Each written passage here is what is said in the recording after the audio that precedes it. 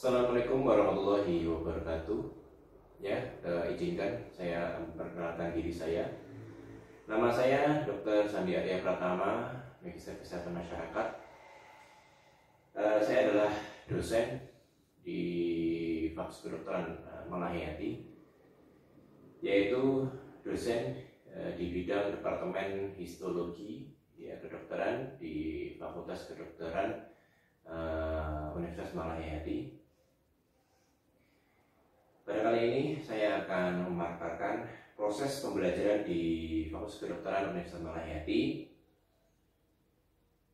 Di Fakultas Kedokteran Malahayati itu melalui proses yaitu namanya sistem KBK, yaitu kurikulum berbasis kompetensi, dan di setiap semesternya itu terdapat ada 3 blok yang akan berjalan. Dalam satu bloknya itu nanti terdapat beberapa ilmu-ilmu atau departemen yang akan berjalan di satu blok itu, dan departemen itu dibagi menjadi 2, yaitu Departemen Ilmu Kedokteran Dasar dan juga Departemen Ilmu Kedokteran Klinis. Pada Departemen Ilmu Kedokteran Dasar, yaitu mencakupi yang pertama ada Departemen Anatomi, yang kedua ada Departemen Fisiologi, yang ketiga ada Departemen Histologi, keempat Departemen Farmakologi, dan seterusnya. Yang kedua itu Departemen Ilmu Kedokteran Klinis. Itu yang pertama ada Departemen Ilmu Penyakit Dalam, Departemen Ilmu Kesehatan Anak, yang ketiga adalah Departemen Ilmu Kandungan atau Obstetrik dan Ginekologi, yang ketiga ada Ilmu Bedah, Departemen Ilmu Bedah, yang keempat ada Departemen Ilmu Mata, yang keenam ada Departemen Telinga, Hidung, dan Tenggorokan, dan sebagainya dan lain-lain. Baik, di sini dalam setiap blok yang berjalan itu saya akan menjelaskan, yaitu diisi oleh berbagai departemen-departemen tadi, yang terdiri dari mata kuliah yang akan diajarkan pada mahasiswa. Mata kuliah yang pertama adalah lecture atau kuliah yang disampaikan oleh pakar, dan perkuliahan ini bisa disampaikan melalui media online, atau yang kedua secara offline atau di kelas secara terbuka, jadi oleh PowerPoint. Dan lecture ini sendiri itu akan diisi oleh pakar-pakar yang nantinya pakar tersebut adalah yang terdiri dari departemen-departemen yang disesuaikan dengan blok yang akan berjalan. Yang kedua itu ada tutorial. Tutorial ini adalah suatu pembelajaran atau kuliahan yang mana di situ ada skenario yang akan disampaikan atau yang akan dipandu oleh buku tutorial itu sendiri, yang nanti akan didiskusikan bersama pakar dan juga mahasiswa untuk mencari kata kunci dan juga ada permasalahan di situ, ada hipotesa yaitu praduga awal, dan juga ada kata kunci nantinya, dan ketiga ada pembahasan. Yang ketiga adalah skill lab. Nah, skill lab ini adalah pembelajaran melalui praktek di laboratorium klinis. Skill lab ini mengajarkan mahasiswa dalam praktek keseharian di bidang kedokteran. Contohnya praktek anamnesis Yang kedua ada pemeriksaan fisik yang disesuaikan oleh blok-blok yang berjalan. Misalkan kalau blok neurologi berarti menggunakan fisik yang ada di blok neurologi. Lalu yang terakhir adalah praktikum. Praktikum ini nantinya akan dilakukan di ruang laboratorium praktikan. Dan di sini terdiri dari ada praktikum di Departemen Anatomi, praktikum di Departemen Fisiologi, praktikum di Departemen Histologi, praktikum di Departemen Mikrobiologi, dan seterusnya. Dalam praktikum ini nanti akan dibimbing oleh dosen pakar di bidang departemen masing-masing, yaitu misalkan di Departemen Anatomi, yaitu nanti ada dosen yang bersangkutan. Kalau saya pribadi itu saya menjadi pakar juga di praktikum dan dibantu oleh asisten dosen. Dan asisten dosen ini nantinya akan membantu pihak dokter pakar untuk berjalannya pembelajaran di praktikum. Baik, itu saja perkenalan yang dapat saya sampaikan. Kurang lebih saya mohon maaf. Saya akhiri. Wassalamualaikum warahmatullahi wabarakatuh.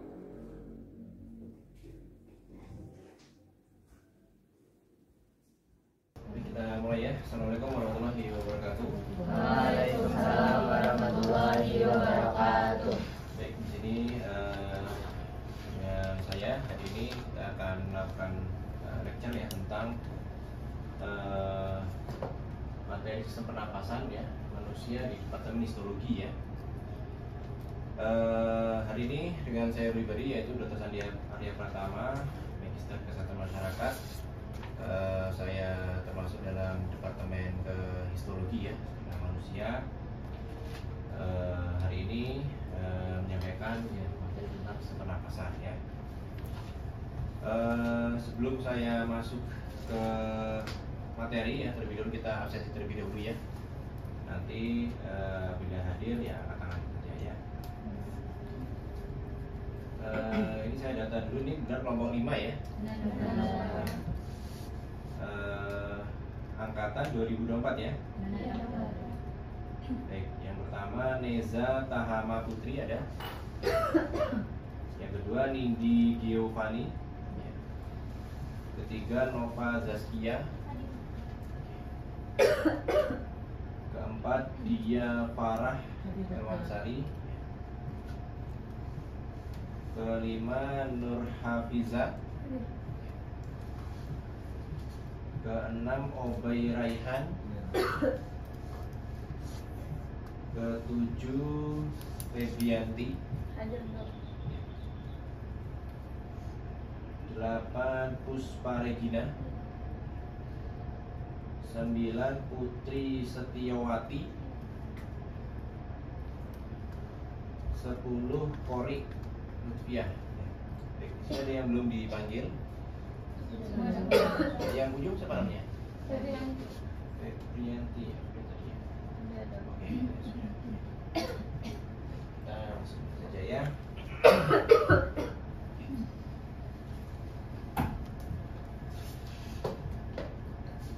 Oke, pada hari ini kita akan melakukan pembahasan tentang sistem pernapasan ya.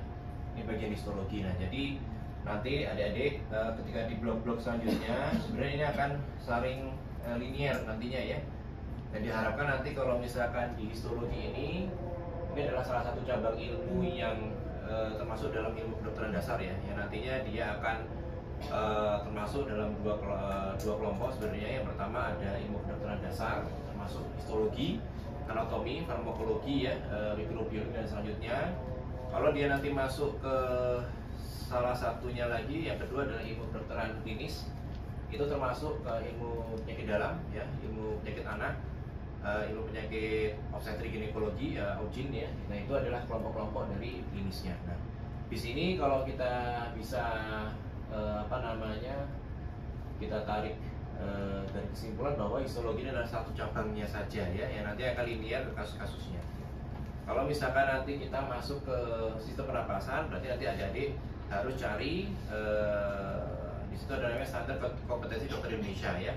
Nah, di situ nanti banyak kasus-kasus yang menyangkut tentang penyakit-penyakit apa saja yang termasuk dalam sistem pernapasan. Nah, nanti akan digali lagi ya, sistem pernapasannya itu sebenarnya yang bermasalah di mananya.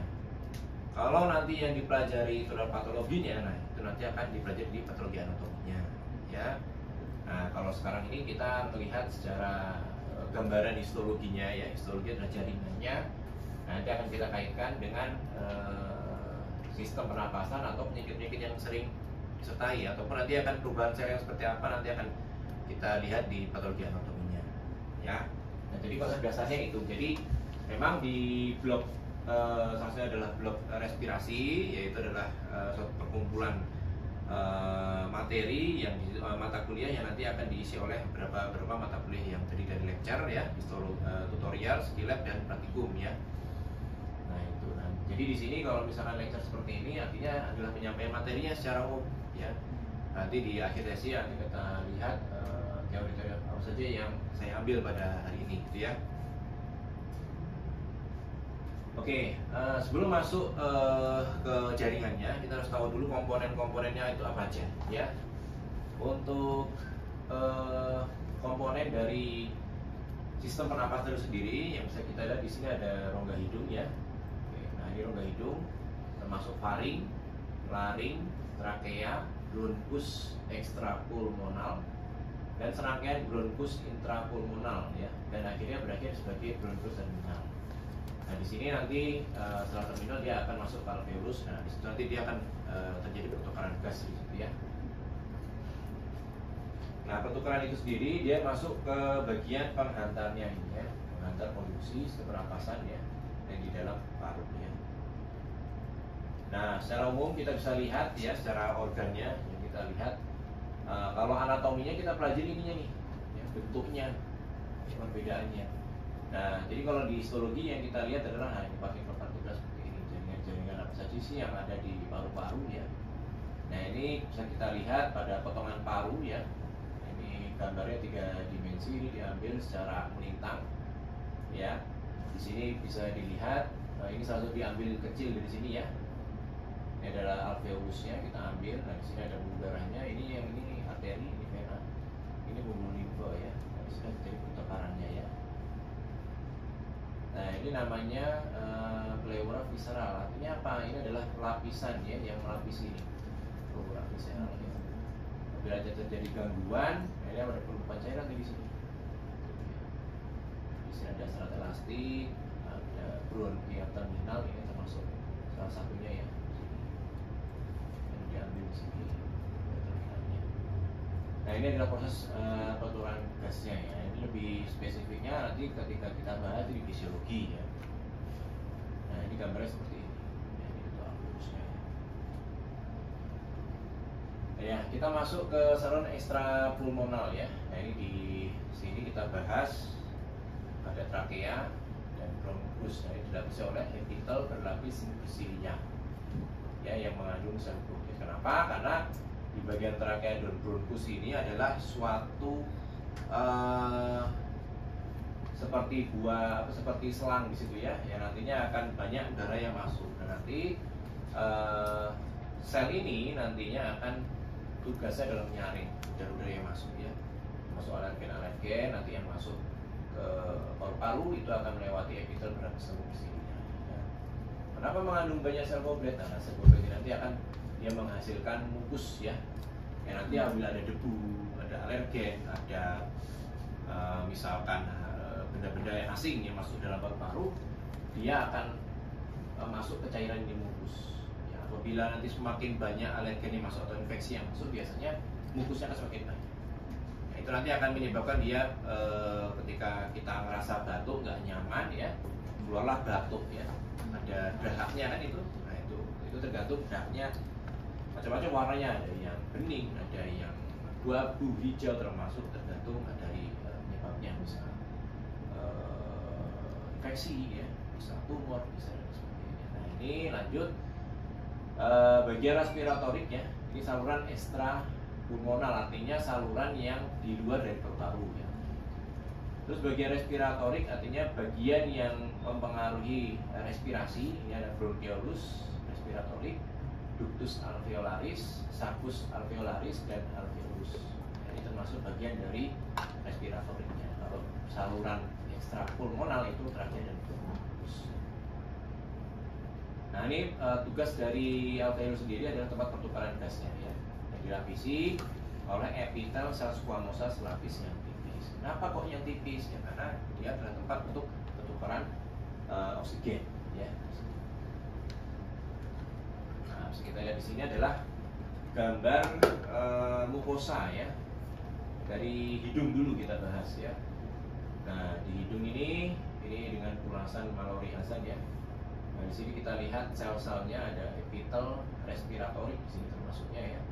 Dan ada dua ya. Nah, pertama epitel respirator dan epitel olfaktori.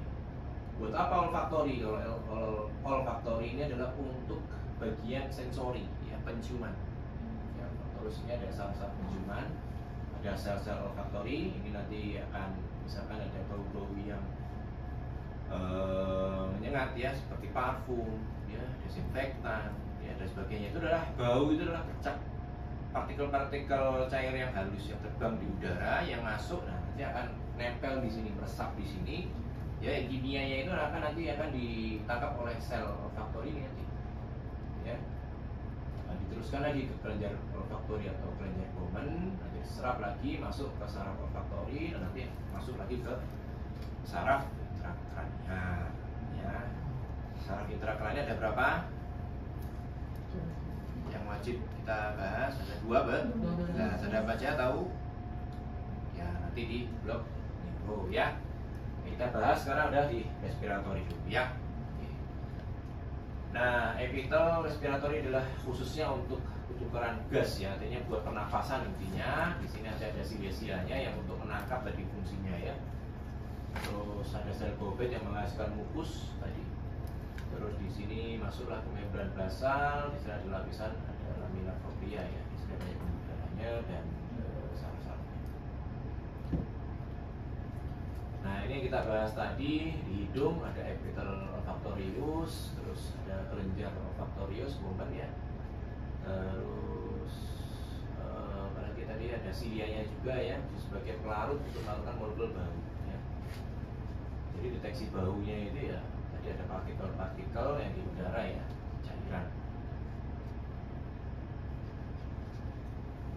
Oke, masuk ke mucosa olfaktorius. Ya, ini tadi yang sudah kita bahas. Ini masuk ke konka superior ya. Jadi secara anatomi itu banyak konka-konka yang ada di situ ya, di hidung, termasuk di konka superior, termasuk dalam mucosa olfaktori yang tanggung jawab untuk sebagai indera penciuman ya. Jadi kita bahas salah satu konkanya, ini strukturnya tidak jauh berbeda di sini ya. Tapi di sini terdapat epitel olfaktori itu kolumnar dan berlapis semu ya. Semu ini bisa menjadi transisi ya nantinya. Semu kenapa? Karena nanti apabila banyak dengan riwayat orang rokok lama atau paparan dengan asap-asap yang tidak baik, biasanya ini akan berubah nanti. Nah, ini akan dibahas di patologi anatomi. Ini ada kontanya, ada kita olfaktori juga yang melapisi. Oke, ini ada mucosa olfaktori ya. Nah, ini juga dari daerah yang menjadi transisinya ya. Bisa kita lihat di sini. Ini bagian atas ada mukusnya. Ya. Atau di sini ada permukaan mukus yang dia menghasilkan sekret ya di hidung. Di sini ya. Nah, ini terdapat epitel pernapasan, epitel olfaktori tadi.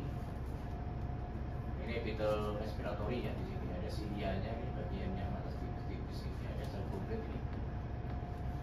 Ada nukleus sel, ada nukleus sel olfaktori juga di sini. Nah, sarafnya bentuknya seperti ini ya, ada rongga-rongga ini ya. Ini ductus kelenjar olfaktori. Jadi ketika nanti ada bau-bau ya, dia meresapnya lewat sini ya. Dilanjutkan nanti dideteksi di sarafnya. Ke epiglotis ya. Epiglotis ini adalah bagian atas laring yang menonjol ya. Terus ini ke atas yang menonjol ke atas dari dinding antara laring ya. Nah, ini sebagai pembatas sebenarnya antara saluran laring dan faringitis ya. Epiglotis memiliki permukaan lingual dan laringeal ini ya. Nah, ini terdapat epitel squamosa berlapis tak berkerangin ya. Selain di lidah, kuncup kecap dapat ditemukan di epitel lingualis atau epitel laringealis. Di sini juga masih ada sebagian ya. Kuncup kecap artinya adalah satu epitel yang bertanggung jawab untuk sebagian perasa sensoris.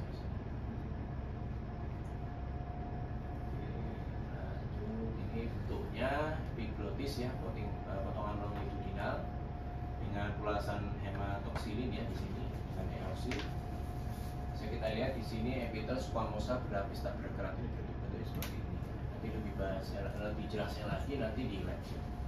Nanti ketika praktikum kita akan tahu secara detail nanti ya. Epitel squamosa berlapis tak bergerak seperti apa. Lalu di sini ada papil kecap ya. Papil kecap ini adalah salah satu bagian sensori juga untuk merasakan ya rasa. Sampai sini juga bisa. Saja yang berkaitan dengan respiratori ya. Nah, masuk ke laring ya. Laring adalah isinya adalah tulang rawan hialin tiroid ya. Memberikan bantu seluruh bagian laring. Nah, di sini terdapat epitel kolumner ya, berlapis semu bersilia ya. Melapisi lipatan vokal semu sebagai penyebab posterior. Jadi bagian posterior dari penyebab itu masuk ke epitel kolumner berlapis semu bersilia ya.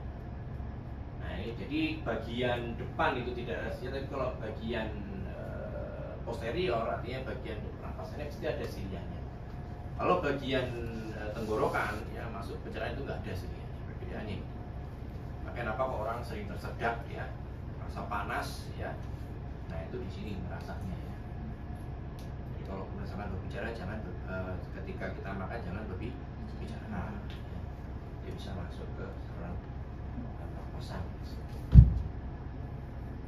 Oke, bagian trakea ini tulang rawan juga, bentuknya huruf C ya. Nah, ini trakea dilapisi oleh epitel kolumner berlapis semu bersilia.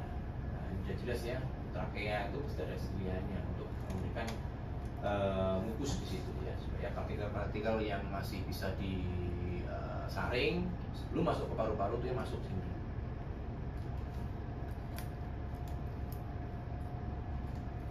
Oke, ini ada bentuk potongan dari trakea itu sendiri ya, bentuknya ini tulang rawan C ya. Di bagian dalamnya ini epitel squamosa berlapis semu bersilia ya. Nah ini juga nanti ketika dia terpapar ya hal-hal yang tidak baik, kita akan berubah dia ya. Semu ini dia akan cenderung banyak berubahnya ya. Kita akan baca di patologi anatomi, nanti dia berubah menjadi penyakit apa gitu ya. Terus ada ductus exteriorius ya, submucosa, ini saluran aja ya. Nah ini tulang rawan ya, perikondrium. Ini potongan yang melintangnya ini ya. Nah, di sini udah jelas mana ya. Nah ini ya bentuknya ya, epitel kolumnar berlapis semu bersilia. Silianya ini. Dalam lagi dia masuklah ke tulang rawan. Ini bentuk tulang rawan ini jaringannya. Nanti akan kita bahas ya. Tulang rawan atau bagian tulang itu nanti blok muskulus skeletal ya, semacam organ. Rawan hialin ini seperti ini. Oke, masuk ke paru-paru ya. Nah, kalau di paru-paru ini kita masuk ada bagian bronkus intrapulmonal ya, termasuk otot poros juga, ada bronkus ini bronchiolus ya, bronchiolus.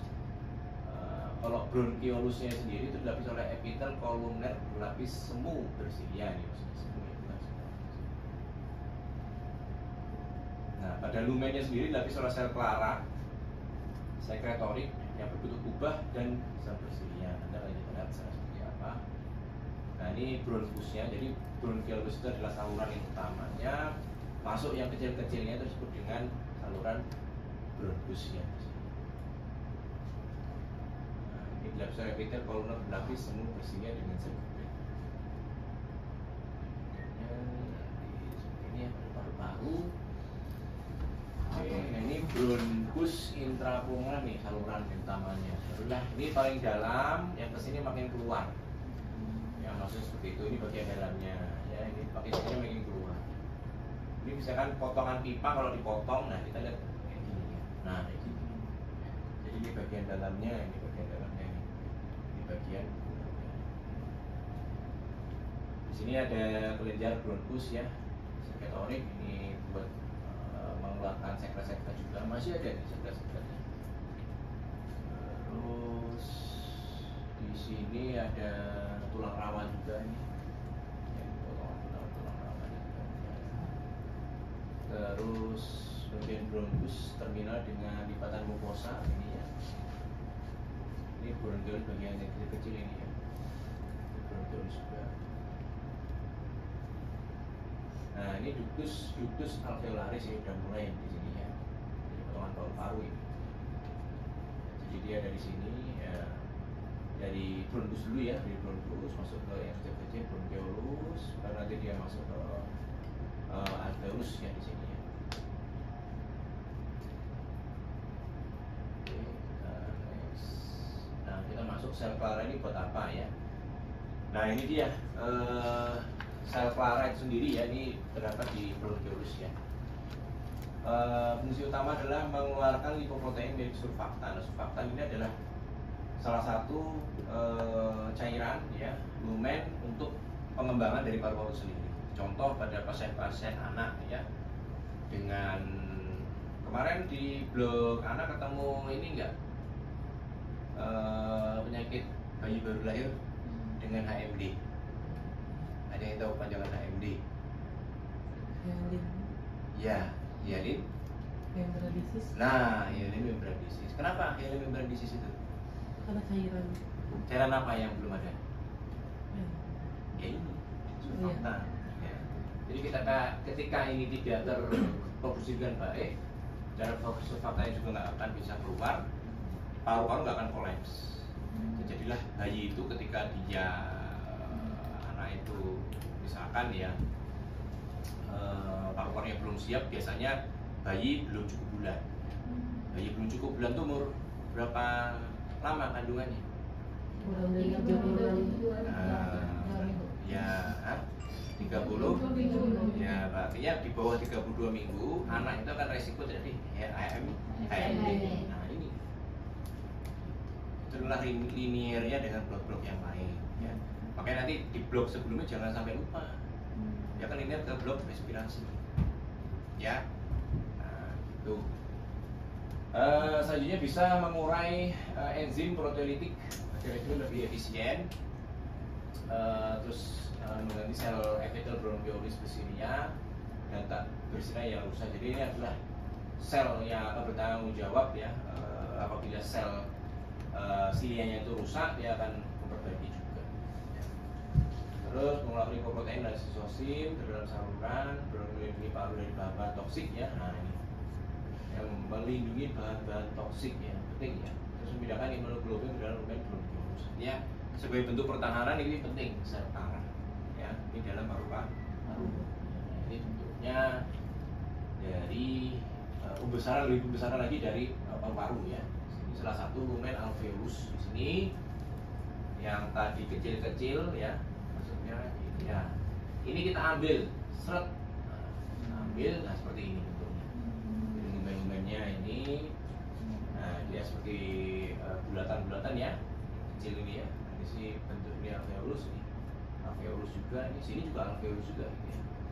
Nah di sini pasti ada kapilernya ya, nanti dia pertukarannya di sini ada pembuluh darah juga nih, darah merah nih kelihatan ya, saking besarnya di sini di tahium. Nah sel clara tuh di sini di bronchiolus banyak dia tadi, terus ada sel-sel bersinar. Ini kalau silanya rusak, ini yang ganti. Lalu bronchiolus terminal juga terdapat epithel kolomos lapis ya. Di bronchiolus respiratorik itu tidak bisa oleh epithel cuboid lapis. Ini perbedaannya antara bronchiolus terminal dan bronchiolus respiratorik ya. Kalau bagian itu respiratoriknya dia bentuknya cuboid ya, karena buat pertukaran ya. Kalau misalkan bronchiolus terminal ya buat kenapa kok dia kolumner ya, karena dia cuma buat numpang lewat aja ya. Bukan sebagai pertukaran. Ini bentuknya lagi, terminalnya kalau bisa kita potong ya, nah ini alveolusnya, ini bronchiolusnya ya, nah, bentuknya seperti ini. Ini arterinya besar ya, yang bentuknya seperti ini arteri. Kalau sini nggak ada venanya, venanya dia lebih besar lagi.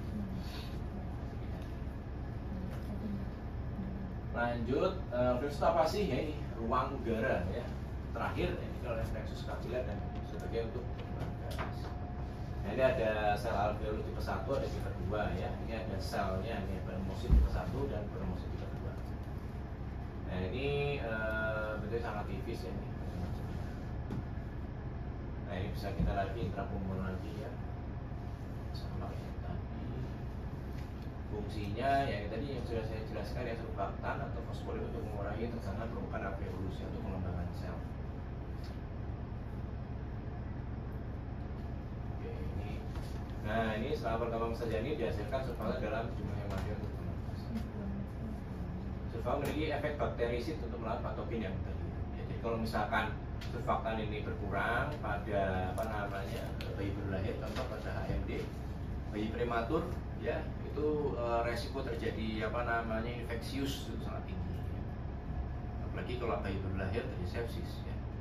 Sepsis nanti ada infeksi yang besar masuk, nah kemudian dari sini. Makanya kenapa kok bayi baru lahir belum cukup bulan itu harus dibawa ke NICU, bukan ruang peri lagi. Gitu. Beda antara NICU sama ruang peri. Kalau peri ya udah cukup bulan biasanya bayi nggak ada masalah apa-apa ya. Tapi kalau NICU ya biasanya pas-pas saja seperti itu. Oke, ada dulu buku histologi Jamura dan buku histologi bergambar ya. Nanti kalau misalkan ada yang lebih mau digali lagi tentang materi ini bisa dicari dan dibaca-baca lagi di buku ini atau histologi bergambar ya. Oke, sampai sini ada yang ingin ditanyakan? Ada? Oke. Kalau tidak ada, nanti untuk post test ya nanti akan saya kirim di grup, nanti tinggal diisi aja buat masing-masing ya. Nanti saya akan lihat post testnya untuk pemahamannya sudah sampai mana ya. Kalau emang ada yang ingin ditanyakan nanti via WA juga nggak apa-apa ya. Saya terbuka untuk diskusi nanti di edisi. Baik, itu saja yang dapat saya sampaikan. Saya akhiri. Wassalamualaikum warahmatullahi wabarakatuh. Waalaikumsalam warahmatullahi wabarakatuh.